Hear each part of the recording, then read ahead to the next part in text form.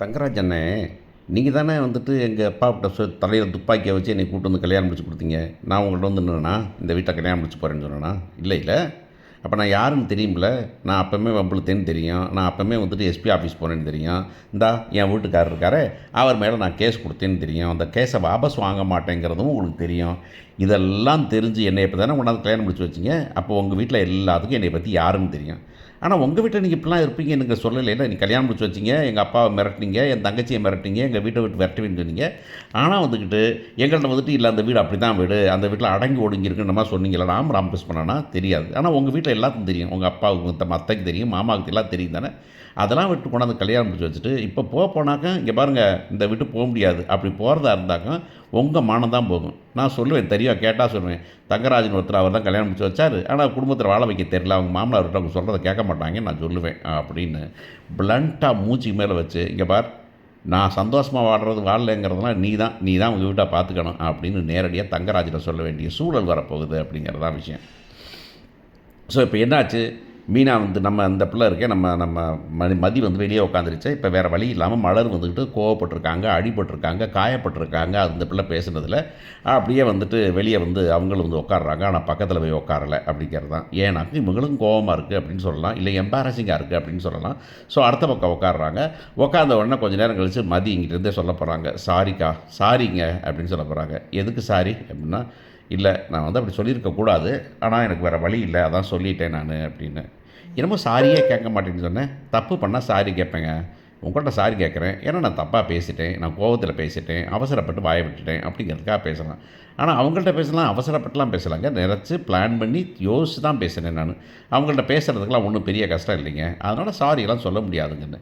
ஏன் மதி கொஞ்சம் அட்ஜஸ்ட் பண்ணிட்டு போனால் முடியாதுங்க. அப்புறம் தான் திருப்பி நீங்கள் நானும் வேறுபட்டு போகிறோம். கொஞ்சம் அட்ஜஸ்ட் பண்ணி போனோம்னா அவ்வளோதாங்க. தலையில் ஏறி உட்காந்துருவாங்க. இந்த இருக்க இடம் கொடுத்தாக்க படுக்க இடம் கேட்பாங்கன்னு சொல்லுவாங்க இல்லையா, அந்த மாதிரி ஆயிடுவாங்க இவங்க. அதுவும் உங்கள் அத்தையெல்லாம் இருக்காங்களே அவங்க அப்படி தான். நான் அவங்க அப்படி இருக்கணுங்கிறது தப்பு எனக்கு இல்லை. நான் இப்படி தான் இருக்கிறேன் அப்படின்னா அவங்க அப்படியே இருந்துட்டு போகணும். இந்த 2 பேரும் வந்து நான் அவங்கள மாதிரி இருக்குன்னு நினைக்கிறது தான் கிராஷ். நான் என்னை மாதிரி அவங்கள இருங்கன்னு சொல்லலைல. நான் வந்துட்டு சொல்கிறேன், ஒரு சில விஷயங்கள் சொல்கிறேன், கேட்கலன்னா பேசாமல் போயிட்டே இருக்கேன். ஆனால் அவங்க வந்துக்கிட்டு எப்போவுமே நான் அதை தாங்க கேட்கணும் அப்படிங்கிற மாதிரி இருந்தாங்கனாக்கா அது ரொம்ப தப்புங்க. மலர் அப்படி இருந்தால் அதனால் நீங்கள் இப்படி இருக்கணும் அப்படின்னு சொல்லும்போது தான் நமக்கு கோவமே வருதுங்க அப்படின்னு சொல்ல போகிறாங்க. சுரேஷ் வந்துட போகிறான். சுரேஷ் வந்துட்டு என்ன அப்படின்னு கேட்க போகிறான். அம்மாக்கு என்ன நீங்கள் வெளியே உட்காந்துருக்கீங்க, இவன் இங்கே உட்காந்துருக்கா அப்படின்னு கேட்பாங்க. எங்கே சுரேஷ் போவா, எங்கே போவா அப்படின்னு கேட்க போகிறாங்க. அவங்க அப்பா அம்மாவை தான் உடம்பு சரியில்லாமல் இருக்காங்க, இங்கேயாவது போய் அவங்க வீட்டில் இருக்க சொல்கிறியா நீ? அவங்க என்ன மனசு வேதனைப்பட மாட்டாங்களா? அவருக்கு ஏற்கனவே உடம்பு சரியில்லை, உங்கள் கல்யாணத்தினால தெரியும் தானே உங்களுக்கு, பிடிச்சதோ பிடிக்கலையோ. ஆனால் வந்துக்கிட்டு அவங்க நல்ல மனுஷர் தானே, அவங்கள போய் கஷ்டப்படுத்தணுமா, அதெல்லாம் போக மாட்டா அப்படின்னு. அப்புறம் நான் இருக்க முடியாது. அப்போ அப்பா அம்மாட்ட மன்னிப்பு கேட்கணும் தானே. மன்னிப்புலாம் கேட்க முடியாதுங்க அப்படின்னு இந்த பக்கம் சொல்கிறேன். ஏய் உன்ட்ட நான் பேசலை அப்படின்னு போகிறாரு. நானும் உங்கள்கிட்ட சொல்லலைங்க, என்னை பற்றி தான் நீங்கள் பேசுகிறீங்க நீங்கள், அதனால் பதில் சொல்கிறேன் நான். அது உங்கள்கிட்ட சொல்கிறேன் நான். நீங்கள் எப்படி மலர்கிட்ட சொல்கிறீங்களோ அதேமாதிரி நானும் சொல்கிறேன் அப்படின்னு. ஐயோ என்னால் முடியலை அப்படின்னு உள்ளார போகலான்னு நினைக்கும்போது கரெக்டாக அவர் வர போகிறார். மிஸ்டர் ரேவதியும் நம்ம தங்கராஜ் என்னடா சுரேஷ் என்ன நடக்குதுங்க அப்படின்னு கேட்க போகிறாரு. இல்லை மாமா இவர் ரொம்ப திமிர் பண்ணிகிட்டு இருக்கா மாமா, அதான் வீட்டுக்கு அனுப்பிடலாம்னு. ஏம்மா அதான் சொல்லிட்டு போனேன்லம்மா, சொல்லி அவங்கள்ட்ட ஒரு மன்னிப்பு கேட்டுட்டு போய் வீட்டில் போய் உட்காந்தும்மா. எதுக்குங்க மன்னிப்பு கேட்கணும்? சரி நீங்கள் செய்யாத தப்புக்கு நீங்கள் மன்னிப்பு கேட்குறீங்களா, நீங்கள் சொல்லுங்கள் பார்ப்போம். நீங்கள் வேணால் மன்னிப்பு கேட்குறீங்களா? சரி செஞ்ச தப்புக்கு மன்னிப்பு கேட்குறீங்களா பார்ப்போம். சரி என்னை வந்து அதை கம்பல் பண்ணி இந்த வீட்டில் கல்யாணம் முடிச்சு கொடுத்துட்டீங்கல்ல, நான் வந்துட்டு எங்கள் அப்பாவை மிரட்டி கொண்டாந்து கல்யாணம் முடிச்சு வச்சு கொடுத்தீங்கல்ல, சரி அதுக்கு நீங்கள் என்னை மன்னிப்பு நான் இப்போ வேதனைப்படுறேன், என்னை மன்னிப்பு கேட்பீங்களா? கேளுங்க பார்ப்போம். கேட்க முடியாதுல்ல, உங்களுக்கு கேட்க முடியாதுல்ல. தப்பு செஞ்ச உங்களாலே கேட்க முடியல. ஏன் உங்கள் பேர் வந்துக்கிட்டு அவன் நீங்கள் கோட்டை கொண்டு தோட்டத்தில் திறந்தோப்பில் வச்சு அடிச்சுட்டு யார்ட்டா மன்னிப்பு கேட்டீங்களா? நீங்கள் கேட்கல இல்லை, மன்னிப்பு கேட்க முடியாதுங்க. அப்போ அவங்களாம் மன்னிப்பு, நான் எங்கே மன்னிப்பு கேட்கணும் அவங்கள்ட்ட போயிட்டு? நான் ஒன்றும் தப்பே பண்ணலைங்க. இவர் டாபியை பிடிச்சிட்டு டம்ளர் வந்து அங்கே வச்சுட்டு போயிருக்காரு. அதை நான் எடுத்து வைக்கணும்னா இல்லை சொல்லியிருக்கலாம் அவங்க.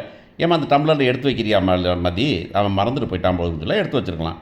என்னமோ எடுக்காத மாதிரி குணச்சாங்களாம். அப்புறமா வந்துட்டு சாடை காட்டினாங்களா. எதுக்கு சாடை காட்டுனா, வேலைன்னா வேலைன்னு சொன்னால் வேலை செஞ்சுட்டு போகிறோம். இதெல்லாம் சாடை காட்டி அது வந்து என்னுடைய கடமையை நான் செய்யாமல் அப்படிங்கிறது தான் தப்புங்க.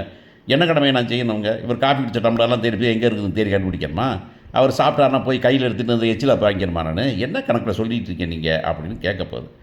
உடனே அவர் வந்துட்டு என்னம்மா வீட்டுன்னா அட்ஜஸ்ட் பண்ணி தான் போகணும். ஏன் அட்ஜஸ்ட் பண்ணி போகணும்? நான் மட்டும் அட்ஜஸ்ட் பண்ணணுமா? வீடு அட்ஜஸ்ட் பண்ணாதா? மற்றவங்களும் அட்ஜஸ்ட் பண்ண மாட்டாங்களா?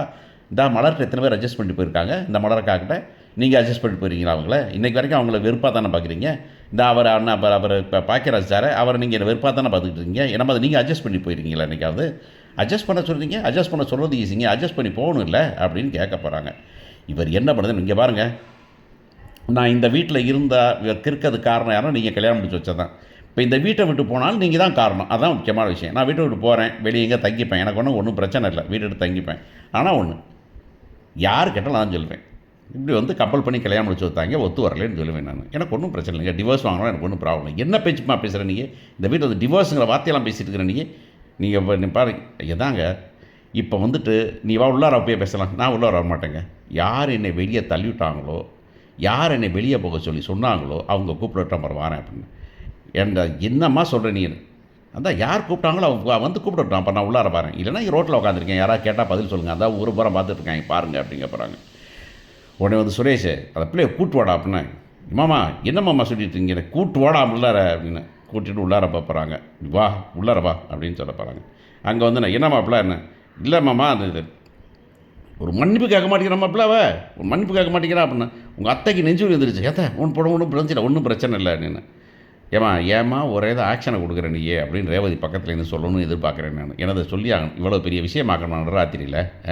ஒரு டம்ளர் இருக்கிற சமாச்சாரத்தை அவ்வளோ பெருசாக்குவீங்களா? டம்ளர்னு சொல்லி நீங்கள் இருந்து பார்த்தா தெரியும், என்ன இருந்து பார்த்தேன்னா நான் இருக்கிற இடத்துல வந்து பாருங்கள் அங்கே எப்படி பண்ணுறாங்கன்னு, அப்படி தான் தெரியும்.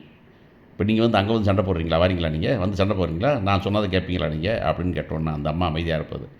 இப்போ மன்னிப்பு கேட்க போகிறாளா? மன்னிப்பெல்லாம் கேட்க முடியாதுங்க, இவ்வளவு தான். எனக்காக வேணால் நீங்கள் மன்னிப்பு வேணால் கேட்டுக்குங்க, நான் மன்னிப்பு கேட்க முடியாது. இந்த வீட்டில் தான் இருப்பேன் நான், இந்த வீட்டில் தான் பண்ணுவேன், அடுத்தவங்க எல்லாம் செய்ய மாட்டேன், என் வேலையை தான் செய்வேன், எனக்கு பிடிச்சதை செய்வேன் நான், நல்ல மரியாதையாக சொன்னால் செய்வேன் நான், சும்மா சட்டத்துக்கு பேசினாலும் செய்ய முடியாதுங்க அப்படிங்க போகிறாங்க. சரிம்மா எல்லாம் மாமா சரி சின்ன பிள்ளையா இருக்குது, அப்படி தான் கொஞ்சம் நாள் இருக்கும், நீங்கள் அட்ஜஸ்ட் பண்ணிங்க, நீ போம்மா உள்ளே இருப்போம்மா அப்படின்னு சொல்லிட்டு. ஏமாம்மா கடைசியில் அவளை வந்து நீங்கள் வாயை கொடுத்து கடைசியில் வம்பிட மாட்டேங்கிறீங்க நீங்கள்? என்ன நினைப்பா நாளைக்கு? நீங்கள் வாட்டில் அனுப்பிவிட்டீங்க, நீங்கள் என்கிட்ட ஒரு வார்த்தை சொல்லலை, நான் தானே கல்யாணம் முடிச்சேன், எனக்கு என்ன மரியாதை வச்சுருக்கீங்க நீங்கள்? இல்லை மாப்பிள்ள உங்கள் மேலே என்ன மரியாதை வச்சுருக்கீங்க நீங்கள்? இவ்வளோ பெரிய டெசிஷன் எடுத்துருக்கீங்க, வெளியே போகணும்னு சொன்னால் என்கிட்ட சொல்ல மாட்டீங்களா நீங்கள்? இப்போ ஊரில் எல்லாம் என்ன பார்த்துட்ருக்கான், தங்கராஜ் பிள்ளை நம்ம வீட்டில் தானே, தங்கராஜ் மாமனார் வீட்டில் தானே பிரச்சனைன்னு பேசுகிறான். நாளைக்கு 1000 பேர் ஃபோன் பண்ணி கேட்பான். இங்கே பாருங்கள், மதியை பற்றி எந்த முடிவு இருக்குன்னு சொல்லிவிடுங்க. அவள் வாட்டில் ஆடுற மாட்டை ஆறி கறக்கணும், கொஞ்சம் நாள் கழிச்சு எல்லாம் சரியாயிடும். இப்போமே போட்டு அவளை ப்ரெஷர் கொடுத்தீங்க, அவள் உடஞ்சிக்குவா, அப்புறம் கடைசியில் வீணாலும் உங்களுக்கு காசிங்க எனக்கு காசிங்க. அதனால் மரியாதை பண்ணுங்க. சுரேஷ் கொஞ்சம் பார்த்து நடந்துக்கடா, ஏன்டா தேவையில்லாமல் கடைசியில் வந்துக்கிட்டு மிஸ்டர் தங்கராஜ் வந்து இவங்களுக்கு வந்துட்டு புத்திமதி சொல்கிற மாதிரி ஆக போகுது. ரேவதி மலரும் பேச போகிறாங்க. என்ன நிலைமை பற்றியா? கடைசியில் மதியை காப்பாற்றுறது யாருன்னு பற்றியா?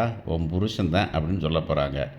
என்ன நடக்க போகுது, எப்படி நடக்க போகுதுன்னு தெரியல. ஆனால் மதி மட்டும் என்றைக்குமே மதி இழந்து போய் இவங்க சொல்கிறத கேட்குற மாதிரி இருந்துடக்கூடாது, மாதிரி இந்த டைரக்டர்ஸ் காமிச்சிடக்கூடாது, இந்த கதையில் எழுதுறவங்க காமிச்சிடக்கூடாது அப்படிங்கிறது தான் விஷயம்.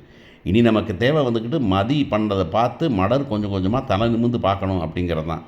மலர்லாம் சொன்ன மாதிரி அது ஆசைப்பட்ட மாதிரி மதி வந்துட்டு என்ன வைக்கணும், அது தோளில் பேக்கப் போட்டுட்டு வேலைக்கு போக வைக்கிற மாதிரி பண்ணால் தான் இந்த கதையில் வந்துக்கிட்டு கொஞ்ச நாச்சும் பிரயோஜனமாக இருக்கும் அப்படின்னு நான் நம்புகிறேன் நான். ஸோ மதி ஜெயிப்பாளா, இல்லை மதி வந்து திரும்ப வாய் மூடி மைமுனியாக இருக்கிற மாதிரி ஆக்கிடுவாங்களா அப்படிங்கிறத நீங்கள் சொல்லுங்கள். தேங்க்யூ.